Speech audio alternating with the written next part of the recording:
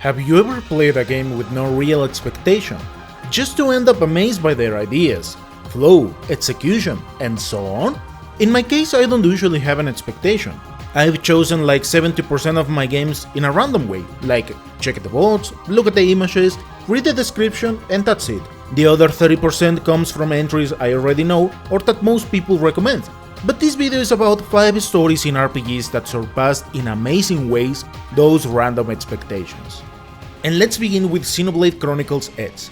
My story with this game is really dumb, because I knew about Xenoblade since it was launched in the Wii, but I never really paid too much attention. Years later the Wii U was launched, and sure after, Xenoblade Chronicles X. If I remember well, like 5 months after this entry was launched, I got it quite cheap. Probably the person who sold me the game didn't like it, so we finished the deal, moved on, and once I got home, guess what I did to this game? Yep, I placed it in my shelf and didn't turn to look at it for over pretty much 8 years. 8 freaking years. Finally, last year, December 2023, I decided to play it. And oh boy, here the human beings got caught in the middle of a fight where they had no chances.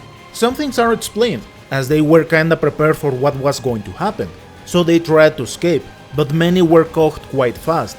Here we follow the White Whale, ship that barely made it, and after wandering in space they were attacked once again, but the White Whale received too much damage, forcing the crew to land.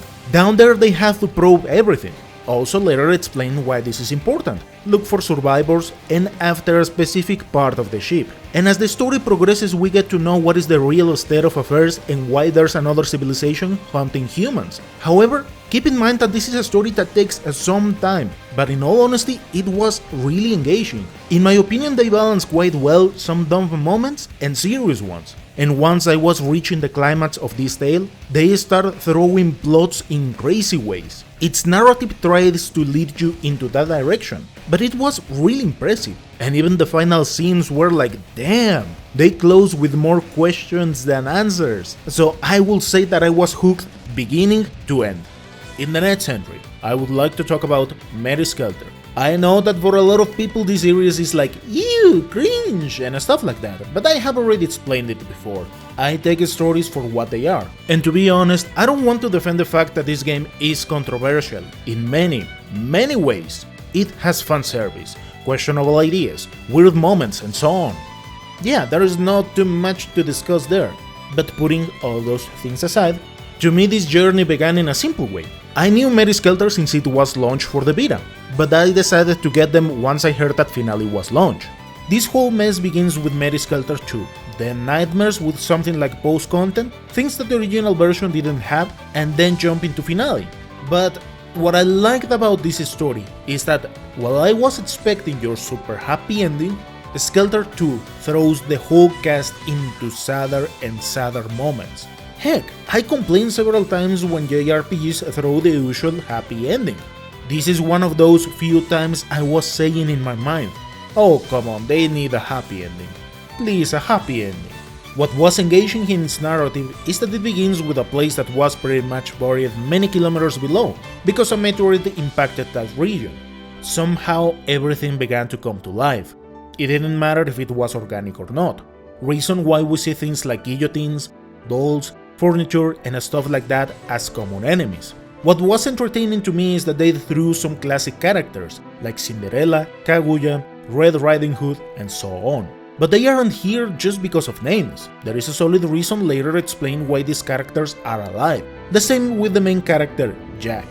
Now this story takes some time to develop, but the moment they start explaining the kind of life they have down there, what they ate, some questionable experiments, the fact that every boss is literally the nightmare of the Blood Maidens was something amazing to me. For example, in Cinderella's stage, we fight a sleeper, with Red Riding Hood a wolf, and stuff like that. These fights begin with, let's say, cute designs, but as we break parts of these bosses, we end up finding gruesome beasts, effectively a nightmare. So it is not just because of its core narrative and symbolism, but also that they didn't give a flying fork explaining some things like what happened to the human beings in the surface. That is exposed a bit more in Finale, and the way the main tower was grown. Even the main antagonist is like, damn, this dude is just the embodiment of a piece of shit. At least I didn't think about him as the usual antagonist that wants to accomplish the usual. I won't deny that it takes a lot of time, but I finished the 3 games beginning to end and back to back, to the point where my brother was like, "Dude, you've been playing that thing for over a month." In the next entry, from Dust 514 to EVE Online. I know that Dust is a first-person shooter. It had several RPG elements as you were able to customize in amazing ways each drop suit or class, being able to do dumb things like heavy units as fast as assaults or tanky scouts. The thing for me is that usually first-person shooters have standard stories. I am not that huge of a fan, but because of Dust 514, I started to play EVE Online back in 2014, and to be honest, I didn't think too much about it. But one day I said, okay, seems like this game has some lore. Let's read it. And I started searching about it. And yep, I wasn't able to stop myself from wanting to know more and more. Let's keep it clear. It is a classic story, but sci-fi is something I love so much. And let's be honest, Dune is quite strong. Of course, extrapolate Star Wars, Star Trek, and you have Eve. Human beings found a wormhole, and they began the biggest colonization in New Eden. Of course, human beings are always cocky in their nature, so they thought that nothing would stop them. The thing is that the wormhole that connected Earth and New Eden collapsed, cutting all contact. This led to the human beings defenseless in what is known as the Shadow Years. Here we could jump into deep and sad stories of how they struggle as many colonies had no way to supply the basic needs. This is how lots of years passed, and of course due to all the confusion, the original human technology became into something like mythology.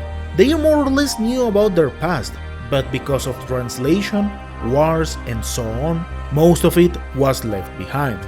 After so long, these races rose up once again, in 5 civilizations: Minmatar, Galente, Kaldari, Amar and Joe. Then we could jump into how the Job Empire had a peculiar disease, and how they had to shut down all their gates. As far as I know, that place is still inaccessible, how the Amar used the Minmatar as slaves, and the countless wars between Kaldari State and Galente Federation, how these conflicts evolved as they had the chance to transfer consciousness in the middle of a fight, being able to engage in endless wars as clones became into something common, the way some parasites or rogue drones began to rise, and of course, as always in human societies, those who want to control everything, as Sansha, conducting experiments with human beings. Not so long ago we got to see the forgotten side of humans with the Triglavians, and yeah, this is a story that takes lots of time to digest. Unfortunately, EVE Online doesn't help too much to get into these stories, as you will get flooded with windows over windows over windows. In the next entry, Record of Agar's War. This is another game where I had no real expectations, and it was until last year that I got the chance to play it. To me, Idea Factory and Compile Heart are a bit random in their executions, so it is kinda hard to decide if I wanna pay a lot of attention to their stories or not. But this game is quite interesting in several moments, similar as Mary Skelter. I just began the adventure, where in this tale we follow Leonhard, soldier who's drafted into a war, and killed not so long after he tried to save Elise, a high elf. While he's dying, Leonhard makes a contract with a sketchy woman he finds along the way, with the promise to release each continent as generations pass, beginning this tale. And later he finds Elise and a larva, or something like a god protecting her. But from here they join forces and begin their crusade. The thing with this game, and what I liked so much, is that each generation has peculiar ways. Leonhard is a charismatic leader, keen to tactics and ways to proceed in a war. The next generation also shows a strong cast of characters, with new goals and older members teaching the new generation. And all of them are relatable characters with their own struggles and objectives. Then again, if we set aside all the fan service and some silly moments, you have a philosophical tale, quite slow and brutal, as its gameplay is grindy and hard in many moments. But getting past that, I found a story where the duality of man is represented many times. Weakness, doubt, power, faith, slavery, racism, all of those topics can be found here. Of course, its climax is where they dive even deeper into philosophical questions, as some have fought for over 100 years, finding out that war is commonplace. and each character that has lived over that century has something interesting to say. As a disclaimer, I dropped this game 3 times, as it takes a lot of time, and grinding sessions are taxing. But I don't know, once I reached the 3rd generation, there was something about it that it hooked me really hard, to the point where I didn't want to leave the game. So it is not perfect. In fact, it is far from perfect, but it tackled many topics in a cool way, that once I finished the tale, I was happy, not leaving this whole mess behind. And in the last stop, Shin Megami Tensei Devil Survivor. Back in 2009, I don't remember well how I got it, but it was somewhere around July, where I began to play this game in a random way. Shin Megami Tensei wasn't sound around those days, and no one around my friends knew about this entry. So without thinking too much, I began the story, and right away I knew something great was going to happen. That killer soundtrack at the beginning told me a lot, and from here we see how each moment evolved and dive even deeper with each passing day.